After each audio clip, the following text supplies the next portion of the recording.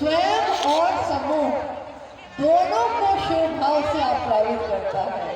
स्वयं यानी जो बोल रहा है उसका मन भी शुभ भाव से भर जाता है, जो सुन रहा है उसका मन भी शुभ भाव से भर जाता है, आप्लावित करता है वो। इसीलिए इसको ध्यान की अनुपम विधा कहा गया। दूसरे जगह ध्यान ही नहीं जाता, तो कुछ भी नहीं किया हमने, न गृहस्थी छोड़ी, न घर छोड़ा, न अपना काम छोड़ा, परंतु अपना काम करते करते किस तरह महादेव याद रखते हैं। साहब अपने कार्यालय से जा रहे हैं कोर्ट, मजिस्ट्रेट है।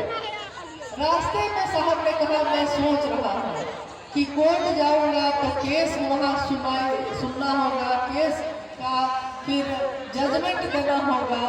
साहब सोचते हुए जा रहे हैं, अपना काम करने जा रहे हैं, परंतु उसी समय किसी ने उनको रोक दिया और कहा कहिए हरिंद्रानंद जी, महादेव का क्या हाल है।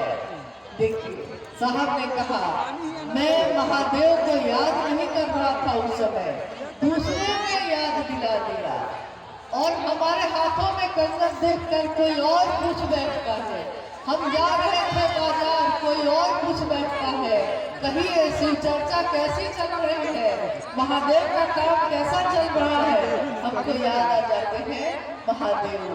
तो धरती पे हम चाहे जहाँ भी जाए वहाँ हमको अगर हम भूल भी जाए तो दूसरे याद दिला देते हैं। ध्यान की अनुभव कथा है। तीसरे सूत्र में कहा गया कि शिष्यता के भावांतरण के लिए ये जो मेरा विचार बना है कि शिव मेरे गुरु है, ये मेरा स्वभाव बन जाए, शिष्य भाव बन जाए। तो शिष्यता के भावांतरण के लिए तीसरा सूत्र साहब जी ने कहा। तीसरे सूत्र में जिसमें हम महादेव को प्रणाम करते हैं, प्रणाम भी हमारा आपका मन करता है।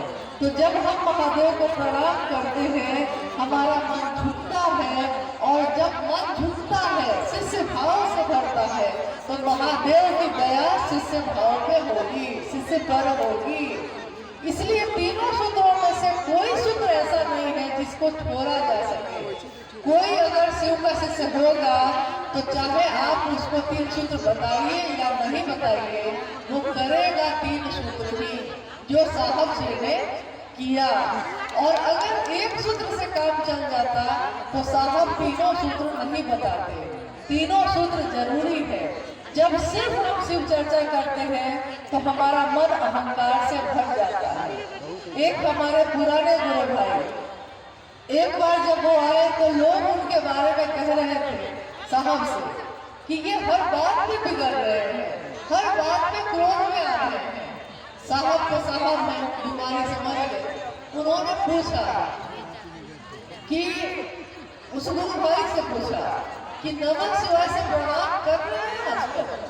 गुरु भाई ने कहा जी सर कर रहे हैं। साहब ने पूछा कितनी बार कर रहे हैं। उन्होंने कहा कि 24 घंटे में 108 बार माला पे 108 का जप कर रहे हैं। यानी 24 घंटे में एक माला जप के लिए साहब ने कहा।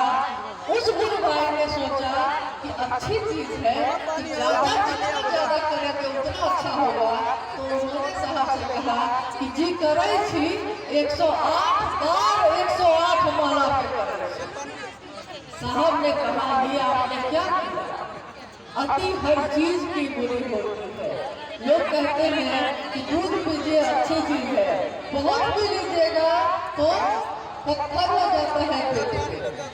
लोग कहते हैं प्रोटीन खाइए, बहुत खा लीजिएगा किडनी फेल हो जाए।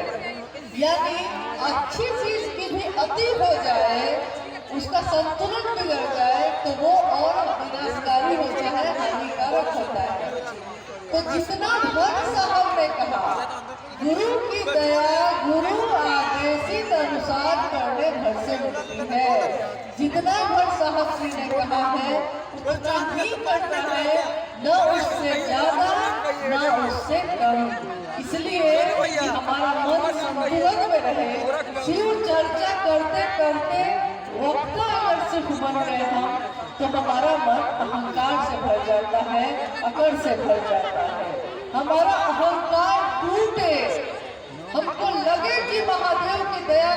कोई मेरी बात सुनेगा भी नहीं, तब महादेव की दया मांगना पहला सूत्र, महादेव को प्रणाम करना तीसरा सूत्र। ये दोनों सूत्र दूसरे सूत्र को, पहला सूत्र और तीसरा सूत्र दूसरे सूत्र को संतुलन प्रदान करता है। अगर हम करते रहते हैं तो हमारे मन में अहंकार नहीं होता, मन झुका रहता है। फल से लगा पेड़ जिस तरह झुक जाता है, वैसा ही शिष्य भाव से भरा हुआ शिष्य का मन झुका होता है। वो चाहे महादेव का नंदी हो या महादेव का सांप हो, वो झुकेगा, सबके आगे झुकेगा। आइए अंतिम जिज्ञासा भाई सूरज कुमार है, उनके पुत्र आनंद कुमार और सिद्धार्थ कुमार। उन्होंने लिखा, बरखा दीदी के चरणों में मेरा प्रणाम, हमें मात्र आपका शिष्य बनना है, कृपया हमको अपना शिष्य बना लीजिए। इसको बात लगता है मुझसे कहीं भूल गई है। देखिए, ये एक भाव है जो यहाँ आ गया है। हेलो, कि किसी ने कहा है कि मुझको आपका ही शिष्य बनना है। कहाँ थे? पहले ही साहब श्री की अभी टाइम लगता कि साहब ने साथ अंदर में गुरु का मंच है और गुरु का मंच शिव गुरु है मेरे यहाँ। कोई दिक्कत है? गुरु का मंच गुरु का होता है। शिष्य इस पे आके अपने गुरु की महिमा तुरंत चला भाई, महिमा की बात करते हैं कि मेरे गुरु शिव आपके भी हो जाए, इस बात को दोहराते हैं। लेकिन यहाँ कोई भी गुरु दूसरा नहीं होगा। ये प्रारंभिक समय में भी कह भी दिया और लिख भी दिया। गुरु स्वयं दूसरे किसी गुरु की जरूरत नहीं है। और जो खुद शिष्य हो वो किसी का गुरु क्या है? जो खुद सीखने की इच्छा में आ रहा हो महादेव के पास, वो आपको भी लेकर जाएगा। तो चलिए, मेरे साथ चलना चाहते हैं, मेरा सौभाग्य है, परंतु चलना हमको महादेव के पास है, साहब दीदी के साथ चलना है। साहब और दीदी ने जो जीवन दिया है उस जीवन को जीते हुए चलना है। बहारे दिन है चंद रोजा, यहाँ बहार के दिन चंद रोज के ही होते हैं। यहाँ खुशियाँ कम होती हैं, बेशुमार कम होते हैं। बहार दिन है चंद रोजा, न चल यहाँ सर उठा के। कोई ये ना सोचे कि मैं कुछ बन गया हूँ, कुछ हो गया हूँ। ये बहार के दिन चंद रोज के होते हैं। बहार दिन है चंद रोजा, न चल यहाँ सर उठा कर। कदा ने, समय ने, वक्त ने, कदा ने ऐसी हजारों सूरत बिगाड़ डाली बना कर। मुझ जैसी हजारों सूरत महादेव बनाकर बिगाड़ डालते हैं, लेकिन महादेव की सूरत हमेशा सुंदर ही बनी रहती है। इसलिए कभी भी अपने मन को महादेव से अलग दिखने मत दीजिए। चाहे कोई अच्छा लगे तो सोचिएगा कि अच्छा भी लगता है तो इसलिए लगता है क्योंकि वो शिव की बात करता है। बात शिव की है इसलिए अच्छा लगता है। वो व्यक्ति अच्छा नहीं लग रहा, उसकी बात अच्छी लगती है, क्योंकि मंत्र अच्छा नहीं लग रहा, मंत्र का जो चैतन्य है वो अच्छा लग रहा है। नमः शिवाय शिव का मंत्र है। इस मंत्र में शिव का चैतन्य है। जब हम बोलते हैं जागा जागा महादेव, तो जागा जागा महादेव में शिव का जगना है, मानसिक तल पे, आध्यात्मिक तल पे। तो इसको महसूस करके, ये प्रेम है, ये भाव है, महसूस करना है। लेकिन मैं यही हाथ जोड़ के निवेदन करूंगी कि कभी भी अपने लक्ष्य से अपने मन को भटकने मत दीजिए। रास्ते में अच्छे से अच्छे लोग मिलेंगे, परंतु शिव से अच्छा कोई नहीं है। ये साहब और दीदी ने समझाया है। इसलिए मेरा आग्रह है कि शिव में किए होंगे, परंतु उस जन्म का कर्म इस जन्म में भोगना पड़ता है। दैविक यानी जो ऊपर से ही कर्म फल भोगने की व्यवस्था है।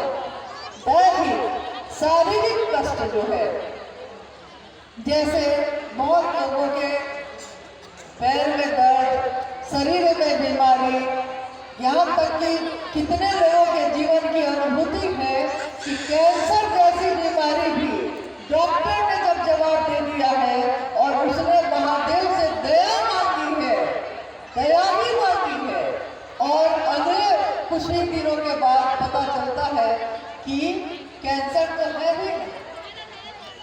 ऐसी कितनी घटनाएं बहुत लोगों के जीवन में हुई है। शिव ने दिया ही दिया है, शिव ने क्या नहीं दिया, परंतु हमारा आपका मन कृतज्ञ होता है कि नहीं। तो दैहिक जो भी पीड़ा है, भोगने की व्यवस्था है, उसका संहार करते हैं शिव।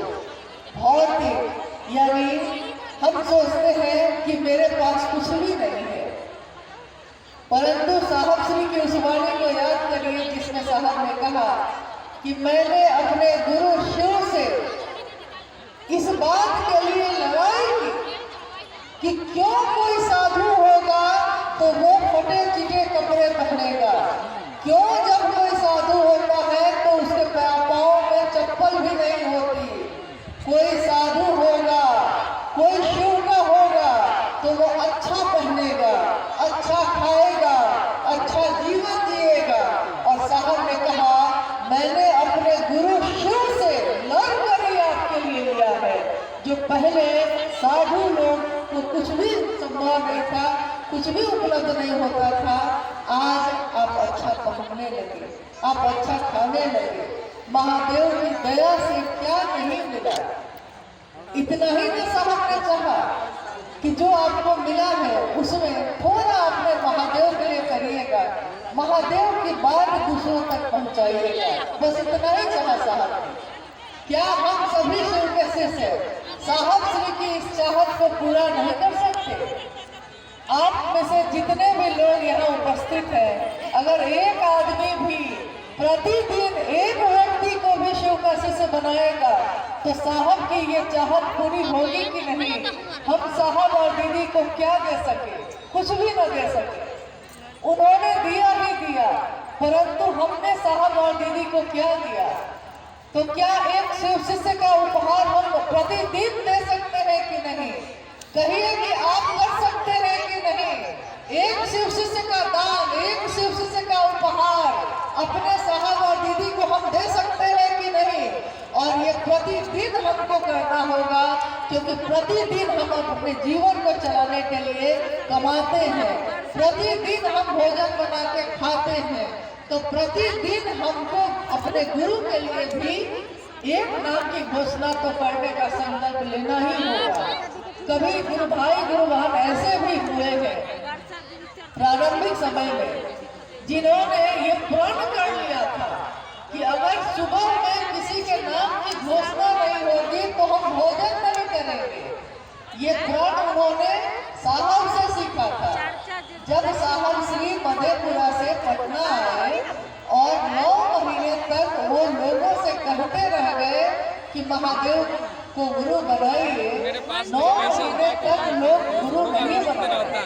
तो साहब ने एक दिन माँ नीलम आनंद जी से कहा कि नीलम, आज हम लोग खाना नहीं खाएंगे, मैं तो भोजन नहीं करूँगा, बच्चों के लिए बनवाइए लेकिन मैं भोजन नहीं करूँगा। क्या खा के जीवन सारा काम हो रहा है, महादेव के लिए काम नहीं हो पा रहा है। एक व्यक्ति भी शिष्य नहीं बना। और उसी के अगले दिन साहब के पिताजी के एक मित्र थे हरि काका, उन्होंने शिव को अपना गुरु बनाया। तो साहब ने अपने आचरण से जो दिखाया उसको शिव के शिष्यों ने सीखा।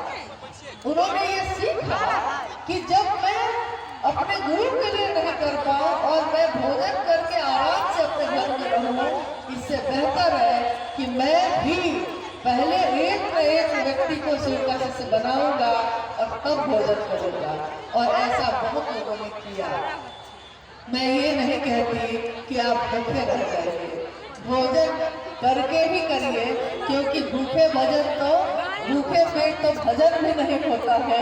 लेकिन आप भोजन करके तब ही निकलिए, अपने समय को देख कर निकलिए, परंतु कोशिश करिए कि किसी न किसी का जुड़ाव शिव से जरूर करिए। अगर जा नहीं सकते तो फोन के माध्यम से करिए, परंतु जरूर करिए।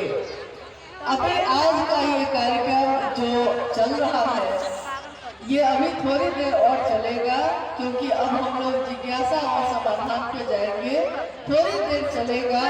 आप देख रहे हैं कि मैदान में स्थान का अभाव है और सारे गुरु भाई गुरु बहन हैं, तो हमारे आपके आचरण से किसी को कष्ट नहीं होना चाहिए। तो मेरा निवेदन है आप सबसे कि थोड़ी देर और जहां आप हैं, जिस स्थिति में है उसी स्थिति में उसी तरह से शांत चित्त होकर खड़े रहिए, बैठे रहिए, जैसे आप हैं वैसे रहिए। और जब कार्यक्रम का समापन होगा तब भी निकलते समय धीरे धीरे निकलना है, क्योंकि शिव का शिष्य किसी को कष्ट नहीं देता और स्व अनुशासन में रहता है। महादेव का ही अनुशासन शिव शिष्यों पे चलता है, तो शिव का शिष्य अपने कदमों को बहुत धीरे धीरे संतुलित रूप से रखकर चलता है। आइए हम लोग जिज्ञासा और समाधान पे बात करते हैं। एक भाई की जिज्ञासा है कि शिव को गुरु मानकर कहा जाता है 3 सूत्र करने के लिए। क्या ये 3 सूत्र करके मैं शिव का शिष्य हो जाऊंगा, या किसी एक भी सूत्र को करके शिव का शिष्य बनूंगा? कृपया समझाइए। जिज्ञासा आई है, आपने सुना कि क्या मैं तीनों सूत्रों को करके शिव का शिष्य बनूंगा, या अगर मैं नहीं करूंगा तो बनूंगा कि नहीं? अगर मैं एक सूत्र भी कर लूं तो मैं शिव का शिष्य बनूंगा कि नहीं? पहली बात तो ये है कि जब पहले अपने मन को थोड़ा ले जाइए साहब के जीवन में। साहब ने सन 1974 में शिव को अपना गुरु बनाया था। उनके पास तीनों सूत्र थे? नहीं थे। कोई बताने वाला था? कोई नहीं था। स्वयं उन्होंने जो शर्त रखी थी कि आप तस्वीरों में जो है वैसे आइएगा तो नहीं सीखूंगा, आप मनुष्य के रूप में आइएगा तो नहीं सीखूंगा, अब आप जो बताएंगे वही सीखूंगा। इन शर्तों के अधीन अभी कुछ भी हुआ नहीं था। तो स्वाभाविक है उनके जीवन में तीनों सूत्र नहीं थे।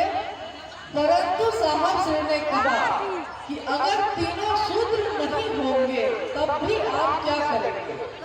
उन्होंने सिंहेश्वर मंदिर में दया मांगी महादेव से। उन्होंने महादेव से कहा बुढ़ाओ इज्जत रखिए। क्यों कहा? क्योंकि उन्होंने देखा कि चारों तरफ लोग खड़े हैं और मुझको अब कोई कर्मकांड नहीं आता।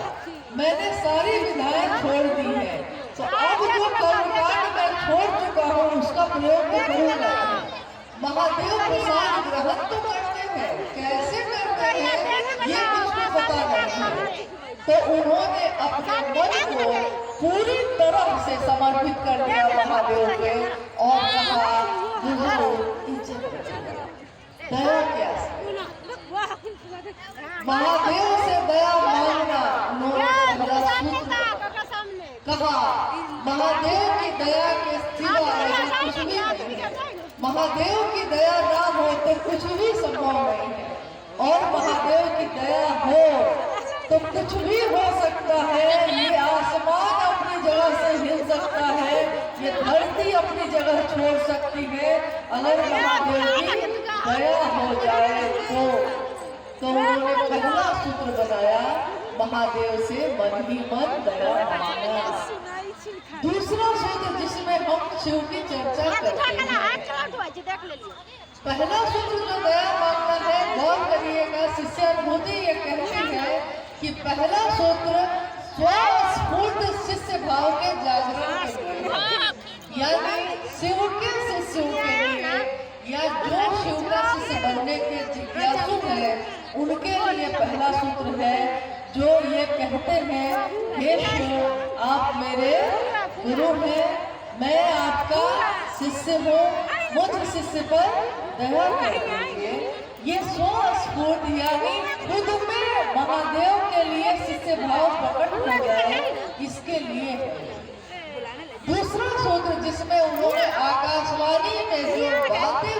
साहब किस्मी के साथ 1986 में, सन 1986 में बेगूसराय की धरती पे आकाशवाणी हो गई है। आकाशवाणी उसको कहते हैं जो आपका मन सुनता है। साहब के मन ने सुना। उन्होंने कहा कि कान सुनते हैं परंतु मेरे मन ने सुना। आवाज आ रही है कि तुम जो करते हो दूसरों को करने के लिए नहीं कहते। और उसी आवाज ने गुरु आदेशित कर्म का जहाँ से जन्म हुआ, उसी आवाज ने कहा कि तुम जो करते हो दूसरों को करने के लिए कहो। उन्हीं का फोन था। तो डॉक्टर ने कहा जिसकी बीमारी के लिए स्वयं साहब पूछ रहे हो उसको ठीक होने से कौन रोकेगा। वो जब लौट के आए तो उन्होंने साहब से ये बात कही तो साहब ने कहा मेरा नाम हो गया लेकिन काम बाकी है अभी। नाम तो हो गया, साहब मतलब कौन? जो शिव चर्चा वाले साहब है, जो शिव शिष्यता देने वाले साहब है, परंतु साहब का संकल्प पूरा नहीं हुआ। आज भारत भूमि के असंख्य जगहों पे आज भी साहब का संदेश नहीं पहुंचा है, साहब की बात नहीं पहुंची है। हम बिहार में भीड़ इकट्ठा करके ये नहीं सोच सकते कि सारे जगह पे साहब का संदेश पहुंच गया। हमको आपको जिस तरह मशाल जलानी पड़ती है और एक धावक दूसरे धावक तक पहुंचाता है, फिर वो धावक तीसरे तक पहुंचाता है, हम सबको भी साहब श्री का यह संदेश लेकर एक व्यक्ति से दूसरे व्यक्ति तक जाना होगा। सिर्फ हंगामा खड़ा करना साहब का मकसद नहीं, सूरत और सीरत भी बदलनी चाहिए, यही उनका मकसद है।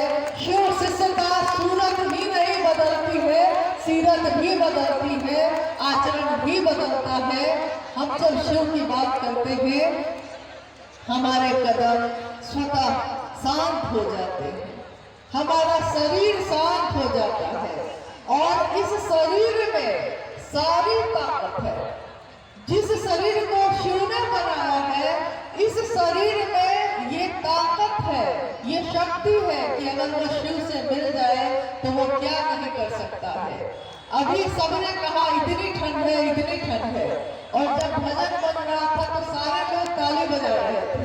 तालियां इतनी बजी कि ठंड भी भाग गया, तो ठंड भी घबरा गया कि इतने लोगों की ताली बज रही हो। देखिए आपके हाथ में भी वो ताकत थी कि आप इस ठंड को भगा सकते हैं, परंतु हमने हाथ का प्रयोग किया ही नहीं। तो हमारी सोच में वो ताकत है कि हम शिव की बात दूसरों तक पहुंचा सकते हैं। हमारे आचरण में ये बात है कि कोई मुझको और आपको देखकर शिव को अपना गुरु बना सकता है। कोई आपको देखता है और कहता है कि अरे बनना ही चाहते हैं तो क्या लोग डॉक्टर बनते हैं, क्या लोग इंजीनियर बनते हैं। अरे बनना है तो शिव बनो, बनो तो शिव। जीना नहीं है तो शिव जैसा जियो, रहना है तो शिव की तरह रहना सीखो। जैसे शिव रहते हैं चट्टानों पे बैठे, निहंगी शमशानी परम शांति की प्रतिमूर्ति वो शिव और माँ भवानी उनकी प्रथम शिष्या। आपने सुना कि शिव आदि गुरु है, तो जब कोई आदि गुरु होगा यानी प्रथम गुरु, जब कोई प्रथम गुरु होगा तो कोई प्रथम शिष्य भी होगा। जब कोई डॉक्टर होगा तो वो पहली बार किसी मरीज को देखेगा, पहली बार वो डॉक्टर होने का फर्ज अदा करेगा, पहली बार वो अपना जो उसका रूप है डॉक्टर का उसको चरितार्थ करेगा जब वो किसी मरीज को देखेगा और उस मरीज का इलाज करके उसको ठीक कर देगा। तो पहली बार अगर कोई कहता है मैं शिव का शिष्य हूँ, तो पहली बार जब कोई शिव का शिष्य है तो कोई गुरु पहला होगा, पहला गुरु होगा तो पहला शिष्य भी होगा। माँ भवानी शिव की प्रथम शिष्या कही गई, शिव की शक्ति। इसीलिए आगम और निगम की बात की गई। आगम का अर्थ होता है शिव के द्वारा जो ज्ञान भगवती को दिया गया उसको कहा गया आगम, और भगवती के द्वारा जो संसार को ज्ञान दिया गया उसको कहा गया निगम। इसीलिए शिव की शक्ति माँ भगवती के अर्चना में ये गाया जाता है, आगम निगम बखानी तुम शिव पटरानी। इसीलिए इस शब्द का अर्थ यही है। आज के इस शिव गुरु महोत्सव में जहाँ दूर दूर से आप सभी गुरु भाई गुरु बहन आए हैं और आपने इस बहुत ठंडे मौसम का सामना किया है, हम सबका उद्देश्य मात्र एक ही है कि महागुरु महादेव मेरे आपके गुरु हो गए हैं, परंतु हर व्यक्ति के गुरु नहीं हुए। हमारे गांव में हमारे आसपास में भी बहुत जगह पे स्थान अभी खाली है। बहुत सारे लोग ऐसे हैं जिन्होंने शिव को अपना गुरु नहीं माना है और वो हमको और आपको देखकर ही मानेंगे। तो जब भी शिव की बात होती है, शिव भाव से संजात एक सामान्य भावाचरण भी संसार के लिए अनुकरणीय होता है। शिव भाव से संजात का अर्थ होता है भींगा हुआ। शिव का भाव, गुरु का भाव जब भीगता है, शिष्य के भाव में उतरता है, तो उसका एक सामान्य आचरण भी उसको भी देखकर जगत के लोग सीखते हैं और कहते हैं कि इसके जैसा ही हमको भी बनना है। ये शिव का शिष्य बनकर इतना सुंदर हो गया, इसका आचरण इसकी बोली इतनी सुंदर हो गई, मुझको भी शिव का शिष्य बनना चाहिए। लोग अपने घर परिवार बहू बेटी सबके नाम की घोषणा कराते हैं। जब आपको देखते हैं, हमको देखते हैं, कहते हैं कि इतनी सुंदर बात से हम वंचित क्यों रहे। संसार में हमेशा एक जैसा समय नहीं रहता, समय बदलता है, सत्यता बदलती है, हमारी आपकी बदलती है, परंतु शिव की सत्यता नहीं बदलती। आज हमारी सत्यता है कि हमको कंबल अच्छा लग रहा है, ठंड का समय है, 2-3 महीने के बाद हमको पंखा अच्छा लगेगा क्योंकि गर्मी का मौसम आ जाएगा। सत्यता हमारी बदलती ही रहती है। आज जिससे प्रेम है कल उससे नफरत हो सकती है, कल जिससे नफरत थी उससे आज प्रेम हो सकता है। सत्यता हमारी और आपकी बदलती है। आज जो युवा है, आज जो सुंदर है, कल उसकी सुंदरता बदल सकती है, वो वृद्ध हो जाएगा, चेहरे में झुर्रियां पड़ जाएंगी, शरीर काम नहीं करेगा, सुंदरता बदल जाती है। परंतु एक सत्ता ऐसी है जिसके बारे में हमारे ऋषि मुनियों ने भी कहा कि जिसकी सुंदरता कभी नहीं बदलती, सत्यम शिवम सुंदरम। सत्य शिव है, सुंदर शिव है, उसकी सुंदरता कभी नहीं बदलती। तो हमको और आपको उसका साथ लेना चाहिए जिसका सत्य नहीं बदलता, जिसकी सुंदरता नहीं बदलती। आइए हम सब उस भगवान शिव का साथ लें जिसका साथ मिलने से जीवन की दशा और दिशा दोनों बदल जाती है। मैं नहीं जानता, साहब श्री ने लिखा है अपनी पुस्तक में, और कोरोना काल में लिखा। उन्होंने कहा, मैं नहीं जानता संसार की दशा और दिशा शिव के बगैर कैसी होगी, परंतु यह मैं जानता हूँ कि शिव के साथ मानवता सबल होगी, सुसबल होगी, सुवासित होगी, सुगंधित होगी और हमेशा समानता, सहृदयता, शांति के सुमन खिलाएगी। ये मैं जानता हूँ। आज देखिए, आज हम शिव के शिष्य गुरु भाई और गुरु बहन बने हैं, तो क्या हमने अंतर आया? आज हम अलग अलग जाति के, अलग अलग धर्म के, वर्ण के, कोई अमीर है, कोई गरीब है, अलग जाति, अलग धर्म, अलग वर्ण, अलग संप्रदाय, अलग लिंग, पुरुष और स्त्री, परंतु हम सबके हृदय के भाव एक हो गए। और यही बात साहब ने कही कि कभी ऋग्वेद ने लिखा था ये, कभी ऋग्वेद की अंतिम ऋचा ये कहती है कि हम सबकी सभा एक हो, हम सबका लक्ष्य एक हो, मंजिल एक हो, और हम सबके हृदय में जो भाव संचरित होता है वो भाव भी एक हो। आज जितने भी लोग हम लोग आज इस समय अपने गुरु की दया के आश्रय में बैठे हैं, हम सबके हृदय में एक ही गूंज उठ रही है, महागुरु महादेव सबके गुरु हो जाए। ये हरा भोला हरा शिव की गूंज जो आज हमारे आपके घरों में उठती है, ये जागरण भजन जो दीदी नीलम आनंद जी का है, ये हमारे घर में हमारे चर्चा स्थलों पे गूंजता है। ये हर व्यक्ति के दिल की धड़कन बन जाए, इसकी कामना साहब से ने की। उन्होंने कहा कि मैं जब मंदिरों में घंटी बजते सुनता था, जब मैं सुनता था कि मंदिर में कोई घंटी बजाता है, तो मैं उसकी मधुर ध्वनि को सुनकर सोचता था कि मंदिरों की, शिवालयों की मधुर घंटियों को मैं मानव के जीवन में घोलना चाहता। ये मधुरता भूल जाए, आपके अंदर जो संकीर्णता है वो तिरोहित हो जाए, मानव का मानव से प्रेम हो जाए। और देखिए आज मानव का मानव से प्रेम घटित हो रहा है।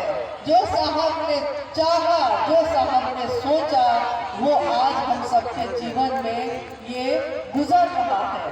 आज हम सब एक दूसरे के भाई और बहन बन गए। हम सब का लक्ष्य एक ही है, क्या है? गुरु स्वयं शिव हम सबके लक्ष्य है।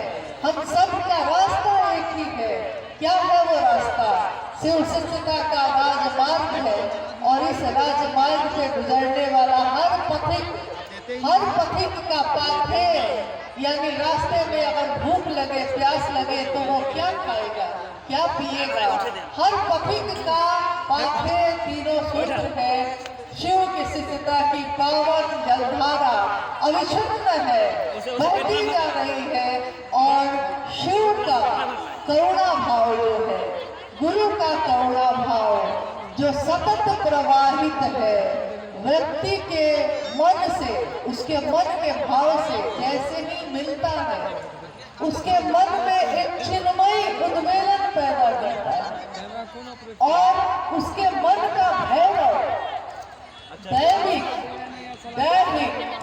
भौतिक, तीनों तरह के अवगुणों को त्रिशूल से विदीर्ण करता है।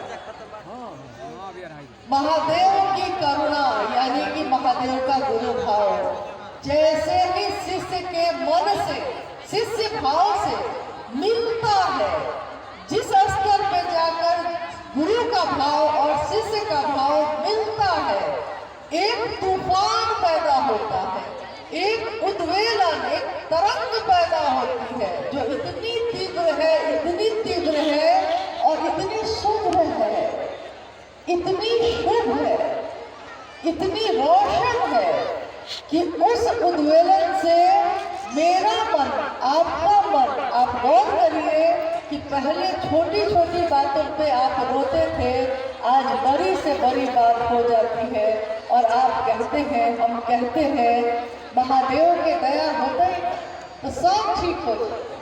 अरे महादेव के दया हो गई तो की न हो गए? महादेव के दया से दुख भी गुजर जाता है, और महादेव के दया से सुख भी आने लगता है। लोग यही कहते